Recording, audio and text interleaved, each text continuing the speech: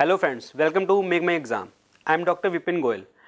Last time हमने circulatory system discuss किया था। आज हम उसमें उसका कंटिन्यूशन में करेंगे। The chapter is blood. जो ब्लड चैप्टर है, ब्लड चैप्टर से क्वेश्चन पूछे जाते हैं। अब first of all blood blood की क्या है? Blood is a fluid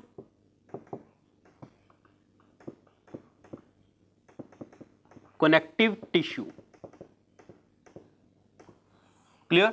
blood क्या है हमारा? Fluid connective tissue. अब ब्लड के फर्स्ट ऑफ ऑल ये क्वेश्चन बहुत बार पूछा जाता है। ब्लड की पीएच वैल्यू के ऊपर क्वेश्चन पूछा जाता है। ब्लड की पीएच वैल्यू कितनी होती है? That is 7.4। Clear? It means ये कहां पे आ रहा है हमारा? That is basic. ठीक है। एंड ब्लड के हमारे दो कंपोनेंट होते हैं। One is the plasma and the second is the corpuscles, that means cells। ठीक है। अब प्लाज्मा जो ब्लड का 60% होता है एंड सेल्स जो होते हैं दे आर 40% ऑफ ब्लड। ठीक है। अब प्लाज्मा की कॉम्पोजिशन होती है that is, first of all plasma क्या है? Liquid part of the blood. ठीक है। अब इसकी कॉम्पोजिशन में क्या है? 90% is water, clear, proteins and salts. ठीक है। ये जो है कॉम्पोजिशन करते हैं 10% के अराउंड। क्लियर? इससे हमारी अदरवाइज प्लाज्मा, देखिए प्लाज्मा है टोटल ब्लड का 60%, लेकिन वो अपने आप में 100% है, जिसमें से 90% क्या है? वाटर, और 10% क्या है आपके? Proteins plus salts. एंड 40% है हमारे ब्लड के सेल्स। दे आर आरबीसीज, डब्ल्यूबीसीज एंड प्लेटलेट्स। ठीक है। अब ये है हमारा ब्लड के कंपोनेंट प्लाज्मा एंड सेल्स। ठीक है। प्लाज्मा जो है लिक्विड पार्ट है और जो सेल्स हैं हमारे डेट इज आरबीसीज, डब्ल्यूबीसीज एंड प्लेटलेट्स। अब प्लाज्मा के लिक्विड पार्ट में 90% है वाटर, प्रोटीन एंड साल्ट है 10%। क्लियर? अब प्लाज्मा का रोल क्या होता है? प्लाज्मा का रोल होता है आपका ट्रांसपोर्टेशन का।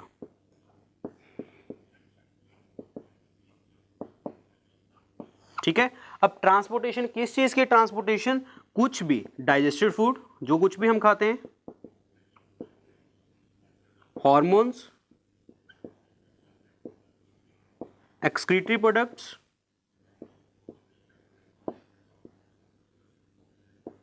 मतलब ये जो प्लाज्मा है किसी ना किसी चीज को वन पार्ट से दूसरे पार्ट तक लेके जाएगा, तो ये हमारा प्लाज्मा का क्या है? Role, that is transportation. Clear? ठीक है। अब हम डिस्कस करेंगे आरबीसीज के बारे में, डब्ल्यूबीसीज के बारे में एंड प्लेटलेट्स के बारे में। जो आरबीसीज हैं, आरबीसीज जो होते हैं हमारे, they are the red blood cells. ये हमें पता है, इसकी फुल फॉर्म से पता लग रहा है हमें। अब आरबीसीज बनते कैसे हैं, कहाँ पे बनते हैं, ये क्वेश्चन पूछे जाते हैं आपसे। अब जो आरबीसीज है, ठीक है, अब RBCs first of all full form, this is a red blood sales. ठीक है। अब आरबीसीज जो होते हैं हमारे, वो नंबर में कितने होते हैं? 4.5 to 5 मिलियन।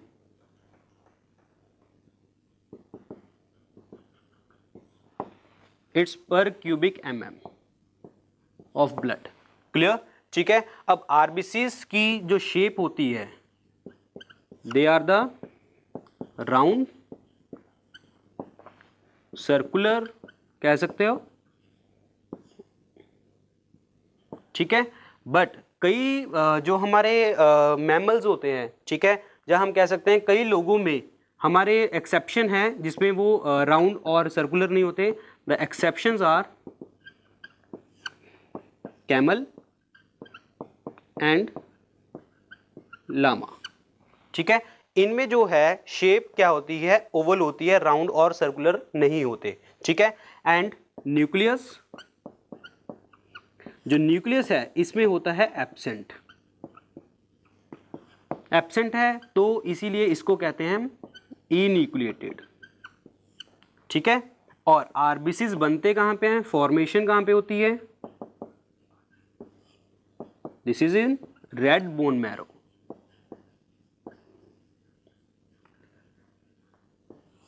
क्लियर। डेथ और डाइड कहाँ पे होते हैं ये, स्प्लीन एंड लीवर, ठीक है। अब स्प्लीन और लीवर में इनकी डेथ होती है, इसीलिए इन दोनों को क्या बोला जाता है, graveyard of RBCs. Clear. Graveyard of RBCs मतलब, जिसे हम ग्रेवयार्ड मतलब कब्रिस्तान कहते हैं, ठीक है। तो मतलब डेथ कहाँ पे होती है उनकी, स्प्लीन और लीवर में। क्लियर। अब हमारे जो आरबीसीज हैं, आरबीसीज के अंदर होता क्या है, दैट इज हीमोग्लोबिन, ठीक है। अब हीमोग्लोबिन क्या है, किस तरीके का रोल प्ले करता है, वो अभी हम डिस्कस करते हैं।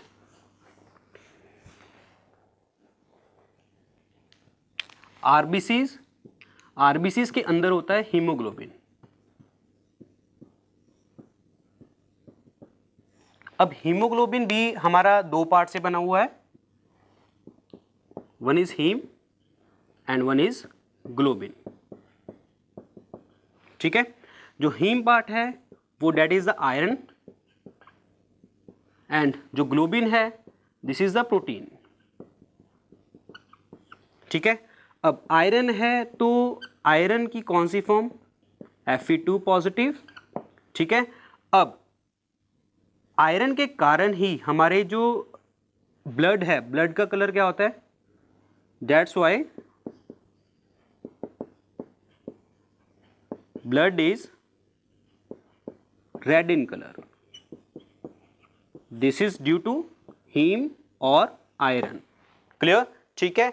अब जो ग्लोबिन है, ग्लोबिन पार्ट क्या करता है, ग्लोबिन पार्ट के साथ ऑक्सीजन और जो कार्बन डाइऑक्साइड है ये कंबाइन करते हैं और एक जगह से दूसरी जगह के ऊपर ट्रांसपोर्ट होते हैं। क्लियर, ठीक है। अब क्या होता है कि जो हमारे ये ऑक्सीजन और जो कार्बन डाइऑक्साइड हैं ये हमारे ग्लोबिन पार्ट के साथ ट्रांसपोर्ट करेंगे और हमारी एक जगह से दूसरी जगह तक ट्रांसपोर्टेशन का काम, एक्सचेंज का काम वो ग्लोबिन पार्ट करेगा। अब द नेक्स्ट इज हमारे आरबीसीज की फॉर्मेशन को क्या कहते हैं। फर्स्ट ऑफ ऑल आरबीसीज का जो दूसरा नाम है दैट इज एरिथ्रोसाइट्स, ठीक है। अब आरबीसीज की फॉर्मेशन को क्या कहा जाता है, एरिथ्रोसाइटोसिस। क्लियर। और पॉलीसाइथीमिया, ठीक है। एंड आरबीसीज की डेफिशिएंसी को क्या कहा जाता है, एनीमिया। क्लियर, ठीक है। लेकिन यहाँ पे हमारे क्वेश्चन और भी पूछे जाते हैं, ठीक है, कि जो आरबीसीज है, आरबीसीज का लाइफ स्पैन कितना होता है, ये क्वेश्चन बहुत इंपॉर्टेंट है, मैक्सिमम टाइम क्वेश्चन पूछा जाता है ये, this is the 120 days. Clear. अब हमने यहाँ पे बात करी है कि जो ग्लोबिन वाला पार्ट है वो ऑक्सीजन और कार्बन डाइऑक्साइड को जो ऑक्सीजन और कार्बन डाइऑक्साइड है वो कंबाइन होती हैं ग्लोबिन वाले पार्ट से। क्लियर। तो इसमें अगर उन्होंने क्वेश्चन पूछा कि जो आरबीसीज हैं, आरबीसीज का फंक्शन क्या है, तो इसका फंक्शन है this is the transportation of oxygen and oxygen in our blood. तो वो किसका काम है, हमारे आरबीसीज का। क्लियर, ठीक है। तो ये है हमारा आरबीसी। इसमें जो जनरली क्वेश्चंस पूछे जाते हैं Fe2 ये पूछा जाता है आपसे कि जो हीम वाला पार्ट है, हीम कौन सा आयरन होता है, दैट इज Fe2 पॉजिटिव। ये क्वेश्चन बहुत बार पूछा गया है। और लास्ट हमने जो डिस्कस किया था कि ग्रेवयार्ड ऑफ आरबीसीज किसे कहाँ पे होता है, ग्रेवयार्ड ऑफ आरबीसीज क्या है, ये क्वेश्चन ज़्यादा पूछे जाते हैं। And the next thing is the white blood cell WBCs। तो जैसे हमारे आरबीसीज का साइंटिफिक नेम है तो हमारे जो WBCs हैं उनका भी एक साइंटिफिक नेम है, तो उनका साइंटिफिक नेम है दैट इज ल्यूकोसाइट्स। अब RBCs का एरिथ्रोसाइट्स और WBCs का ल्यूकोसाइट्स। ठीक है, अब WBCs की फॉर्मेशन को कहते क्या है? ल्यूकोसाइटोसिस, डेफिशिएंसी को, कमी को, ल्यूकोसाइटोपिनिया। ठीक है, और इनका लाइफ स्पैन कितना होता है? This is 2 to 4 days। And WBCs का वर्क क्या है, फंक्शन क्या है? WBCs क्या करते हैं? इन्फेक्शन से हमें बचाते हैं। ठीक है, इन्फेक्शन टू सेव और टू डिफेंड द बॉडी। ठीक है, तो हमें वो डिफेंड करते हैं, और या फिर हम कह सकते हैं इन्फेक्शन से बचा रहे हैं, और हम क्या कह सकते हैं एंटीबॉडीज़ बना रहे हैं, क्योंकि एंटीबॉडीज़ इन्फेक्शन के अगेंस्ट लड़ती हैं एंटीबॉडीज़, और हम कह सकते हैं कि वो हमें इम्यूनिटी को हमें प्रोवाइड कर रहे हैं हमारी बॉडी में। Clear?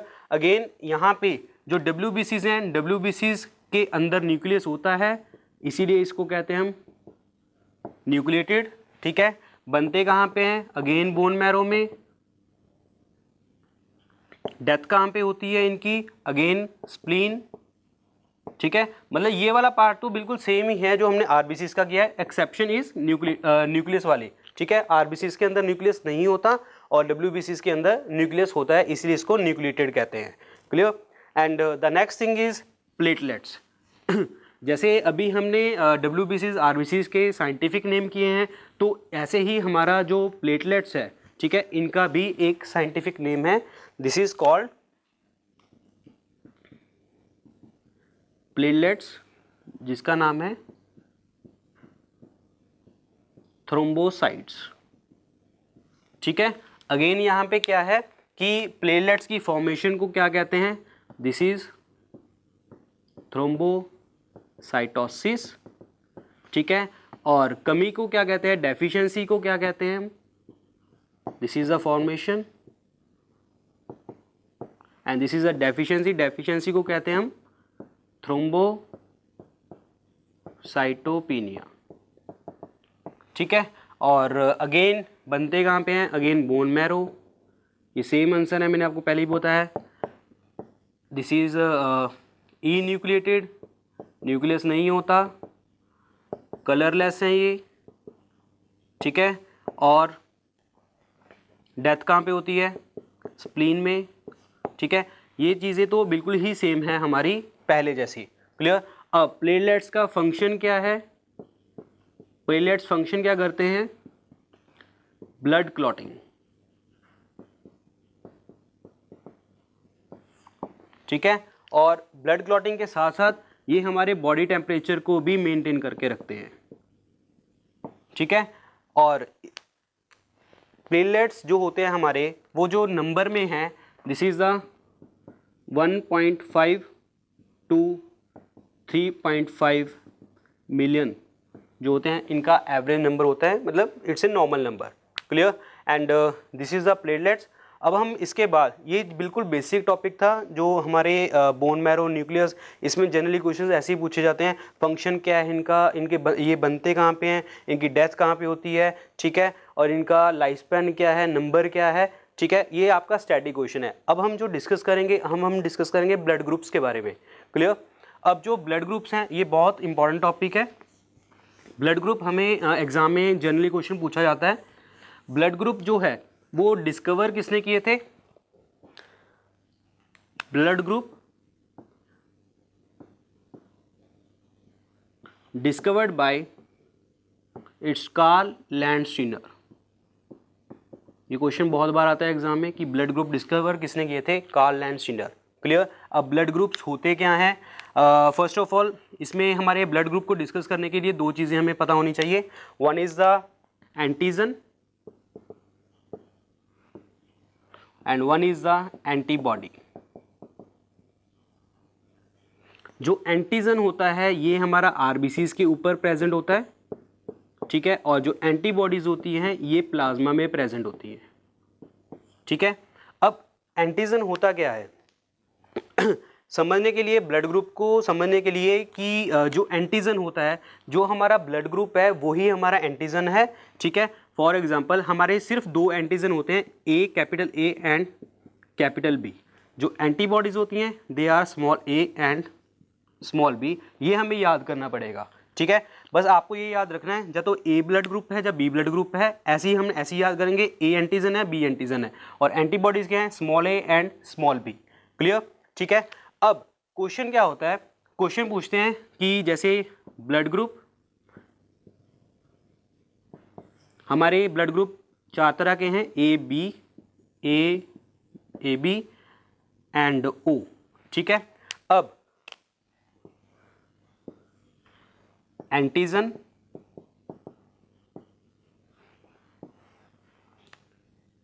And the next is antibody, ठीक है, एंटीजन एंड एंटीबॉडी। अब क्वेश्चन यहाँ पे पूछा जाता है कि अच्छा ये बताइए, ए ब्लड ग्रुप है, इसका एंटीजन क्या होगा, एंटीबॉडी क्या होगा, ठीक है। अब जो आपका फॉर एग्जांपल इसको फिलअप करने से पहले हम एक चीज़ देख लेते हैं। सपोज करो कोई किसी पर्सन का ब्लड ग्रुप है ए, ठीक है, अगर इसको ब्लड की ज़रूरत पड़ी तो हम पहले इसको रिकमेंड क्या करेंगे कि ए ब्लड ग्रुप का, ठीक है। अगर सपोज करो कि अगर हम इसको बी ब्लड ग्रुप दे दें ए को, तो ए के लिए बी ब्लड ग्रुप क्या है, इन्फेक्शन। क्लियर, तो क्या होता है, इन्फेक्शन से बचने के लिए हमारी बॉडी में बनती हैं एंटीबॉडीज़। तो जो ए है, ए जो है बी के अगेंस्ट एंटीबॉडीज़ बनाएगा, ठीक है। वो एंटीबॉडीज़ बी के अगेंस्ट बन रही हैं और बी के अगेंस्ट कौन सी बनेगी, small B.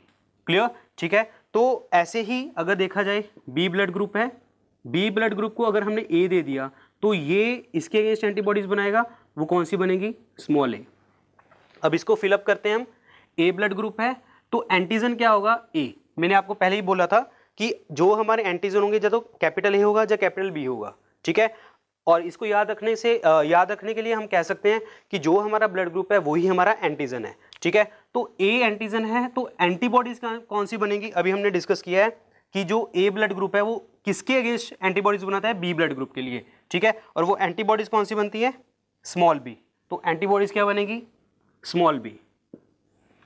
And the blood group is B, तो antigen is capital B and antibody is small A. Clear, next A B हमने देखा था, अभी मैंने आपको बताया है कि जो हमारा ब्लड ग्रुप है वही हमारा एंटीजन है, ठीक है। लेकिन अब यहाँ पे ब्लड ग्रुप है ए बी, तो हमारी जो एंटीजन है वो ए बी तो हमने लिखा ही नहीं है, ठीक है। तो इसीलिए यहाँ पे एंटीजन कौन सा है, capital A and capital B, मतलब इसमें दोनों एंटीजन है। तो एंटीबॉडीज किसके अगेंस्ट बनाएंगे, अगर हम इसको बाया मतलब इस तरीके से लेके चले तो ए वाला बनाएगा बी के अगेंस्ट और बी वाला बनाएगा ए के अगेंस्ट। क्लियर, बट ए वाला इसको पहचानता है, बी वाला इसको पहचानता है। क्लियर, तो इसका मतलब यहाँ पे कोई भी एंटीबॉडीज नहीं बनेगी। Clear, and the last is the O. O क्या है, ना तो हमें इसमें ए दिख रहा है ना बी दिख रहा है, इसलिए इसका एंटीजन क्या है, नो, कोई एंटीजन नहीं है इसके। क्लियर, तो इसके लिए सारे ब्लड ही क्या है, इन्फेक्शन, तो इसके लिए इसमें एंटीबॉडीज क्या बनेगी, small A and small B. Clear, तो अभी हमने डिस्कस किया है कि जो ब्लड ग्रुप हैं उसमें एंटीजन एंटीबॉडी का कॉन्सेप्ट। क्लियर, तो अभी हम इसको ना दोबारा से एक बार रिपीट करेंगे। अब ब्लड ग्रुप किसने डिस्कवर किया है, कार्ल लैंडस्टीनर ने। क्लियर, अब इसमें क्या होता है कि दो चीज़ें होती हैं, one is the antigen, one is the antibody. जो एंटीजन होता है वो आरबीसीज के ऊपर लगा होता है, ठीक है, और जो एंटीबॉडीज़ होती हैं वो प्लाज्मा के लिए, प्लाज्मा के साथ होती हैं। और जो एंटीजन होते हैं वो दो होते हैं, capital A and capital B, और एंटीबॉडीज़ होती हैं small A and small B. Clear, ठीक है। अब इसको थोड़ा सा मैं दोबारा से रिपीट करता हूँ आपको यहाँ पे। अब जो हमारा ब्लड ग्रुप होता है वही हमारा एंटीजन होता है, ये हमें याद रखना है, और एंटीजन होते हैं ए एंड बी, ठीक है। अब सपोज करो कोई पर्सन है जिसका ब्लड ग्रुप है ए, अब ए ब्लड ग्रुप को हमने बी ब्लड ग्रुप दिया, ठीक है, तो वो बी ब्लड ग्रुप जो है वो ए के लिए इन्फेक्शन है, तो ए वाला क्या करेगा, ए वाला बी के लिए एंटीबॉडीज बनाएगा, यानी कि इन्फेक्शन से बचने के लिए एंटीबॉडीज बनेंगी। वो किसके अगेंस्ट बन रही है? ए की बी के अगेंस्ट। तो एंटीबॉडीज कौन सी बनेगी? Small B. क्लियर? एंड एक है हमारा ब्लड ग्रुप बी। अब बी वाले को ए वाला ब्लड ग्रुप दे दिया तो ऑब्वियसली बात है बी वाला भी सेम करेगा, एंटीबॉडीज बनाएगा ए के against, that is small A. Clear? ठीक है। अब यहाँ टेबल पे हम डिस्कस करते हैं ये टेबल। अब जो ब्लड ग्रुप है दैट इज कैपिटल ए, ठीक है। तो हमने अभी डिस्कस किया है कि जो हमारा ब्लड ग्रुप है वो ही हमारा एंटीजन है, तो एंटीजन क्या हो गया हमारा? ए, ठीक है। तो ब्लड ग्रुप जो ए है वो अगेंस्ट किसके है? बी के, ऑब्वियसली बात है, तो एंटीबॉडीज क्या बनेगी? Small B. अब यहाँ पे हमने डिस्कस किया है बी वाला ए के लिए एंटीबॉडीज बनाएगा, तो बी का एंटीजन क्या होगा? कैपिटल बी, एंड एंटीबॉडीज क्या होंगी? स्मॉल ए। अब ए बी, अब इसमें हमने देखा है या तो ए होगा या बी होगा, तो इसमें तो दोनों ही है, तो इसीलिए ए एंड बी। लेकिन ध्यान रखना अगर एग्जाम में वो ए बी ऑप्शन दे देगा तो ये गलत है, क्योंकि हमारे एंटीजन है या तो ए या तो बी, ठीक है। तो इसमें तो दोनों प्रेजेंट है, A and B. Clear? Antibodies क्या है इसमें? नो, ठीक है। अब अगर इसको हम देखें कैसे नो आया, ये ए वाला बनाएगा बी के against, that is small B, and B वाली ए के अगेंस्ट। क्लियर? ठीक है। तो लेकिन ये तो एक दूसरे को पहचानते हैं, बी एंड ए, ठीक है। तो इसीलिए इसमें क्या होगा? No antibodies. क्लियर? अब ओ में क्या है? ना तो हमें ए दिख रहा है ना हमें बी दिख रहा है, इसलिए एंटीजन क्या है इसका? नो। क्लियर? और अगर कोई भी एंटीजन नहीं है, अगर हम इसको कोई भी ब्लड देंगे तो एंटी, ऑब्वियसली बात है ये तो सभी के लिए जो कोई भी ब्लड देंगे इसके लिए तो इन्फेक्शन ही होगा, इसलिए that is small A and small B. Clear? अब हम जो ए बी है, ए बी ब्लड ग्रुप है, ए बी ब्लड ग्रुप को हम क्या देते हैं? यूनिवर्सल रेसिपिएंट, ठीक है। अब यूनिवर्सल रेसिपिएंट क्यों कहा जाता है? क्योंकि इसमें कोई भी एंटीबॉडीज नहीं है, इसको कोई भी ब्लड ग्रुप दे सकते हैं, ए भी दे सकते हैं, बी भी दे सकते हैं और ओ भी दे सकते हैं, ठीक है। अब ओ वाला ब्लड ग्रुप है, ओ वाले ब्लड ग्रुप को हम कहते हैं यूनिवर्सल डोनर, ठीक है। डोनर क्यों? क्योंकि इसमें कोई भी एंटीजन नहीं है, ठीक है। अब ये अगर एंटीजन नहीं है तो ऑब्वियसली बात है, अगर सपोज करो मैं ए वाले को ए पर्सन को ओ ब्लड ग्रुप दे रहा हूं तो इसमें तो कोई एंटीजन है ही नहीं है, तो ए वाला ओ के अगेंस्ट तो कोई एंटीबॉडीज बनाएगा ही नहीं। क्यों? The reason is no antigen, इसलिए इसको क्या कहते हैं हम? Universal donor. क्लियर? ठीक है। तो ये हमारा ब्लड ग्रुप का कॉन्सेप्ट। अब लास्ट कॉन्सेप्ट इसमें एक रह गया है हमारा, that is the RH factor. अब RH फैक्टर है क्या चीज? जिसमें हम आप पॉजिटिव नेगेटिव वाली बात करते हो, ए पॉजिटिव बी पॉजिटिव, ए नेगेटिव बी नेगेटिव, इस तरीके से, ठीक है। अब हम डिस्कस करेंगे RH फैक्टर के बारे में। फर्स्ट ऑफ ऑल एग्जाम में ना इसका फुल फॉर्म पूछा जाता है, RH फैक्टर का मतलब क्या है? दिस इज अ रिसिस फैक्टर, ठीक है। अब रिसिस फैक्टर का दो तरीके का रिसिस फैक्टर होता है हमारा, one is the RH positive and one is the RH negative, ठीक है। अब जो होता है RH पॉजिटिव, RH पॉजिटिव में क्या होता है कि इसमें RH फैक्टर प्रेजेंट है, ठीक है। और RH नेगेटिव का मतलब है इसमें RH फैक्टर आपका एब्सेंट है, ठीक है। अब हम केस लेके चलते हैं। सपोज करो कि कोई पर्सन है जिसका RH पॉजिटिव ब्लड है और वो फादर है, एंड RH नेगेटिव जो है दैट इज द मदर, ठीक है।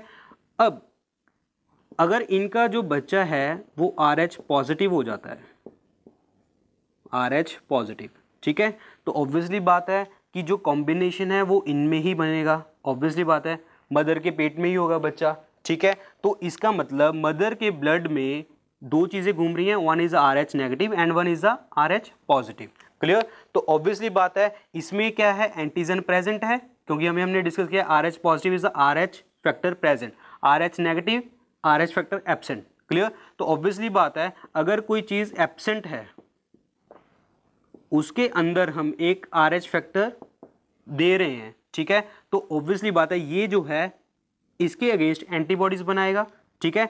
तो जो एंटीबॉडीज बनेंगी, ठीक है, एंटीबॉडीज बनेंगी, ठीक है। लेकिन इस केस में क्या होता है कि जो बच्चा होता है बच्चे की डेथ भी हो जाती है, the reason is the to blood. Clear? ठीक है, क्यों? क्योंकि हमारा इसमें एंटीजन एब्सेंट है और इसमें एंटीजन प्रेजेंट है। अगर इस कंडीशन में जिस पर्सन की या जिस बच्चे की डेथ हो जाती है उस कंडीशन को क्या बोला जाता है? The condition is erythroblastosis fetalis.